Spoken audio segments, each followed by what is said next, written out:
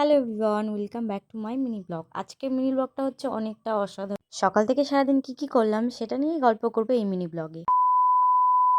সকালে আজকে ঘুম থেকে আমি উঠে গেছি। সকালে কোনোদিনই আমি ঘুম থেকে উঠি না।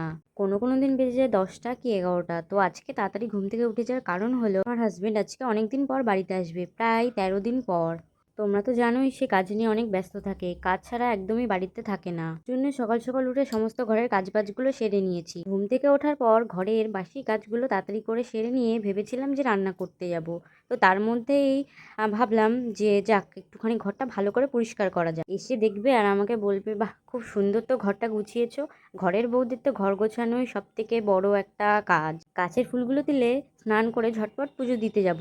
পুজো দিতে না আমার অনেক সময় লাগে, সারাদিনে এটাই হয়তো আমার একটা বড় কাজ। এমনকি পুজো দিতে ফুল তুলতে আমার খুবই ভালো লাগে। সারাদিনে এই কাজটা আমার করতেই হবে। দেখো বাড়িতে লাগানো ছিল অনেক বেগুন গাছ, যেগুলোর মধ্যে অনেক বেগুন হয়েছিল, সেগুলোই ভাবলাম একটা তুলে ভাজা করব। বেগুন ভাজা খেতে না আমার অনেক ভালো লাগে। তো ঘরে ঝটপট যেতেই দেখি যে সে চলে এসেছে, এসে বলল দাও রান্নাটা আমি করি। তো তারপর সে রান্নাটা করতে লাগলো। আমাকে আর রান্না করতেই হলো না, কষ্টটাও কমে গেল।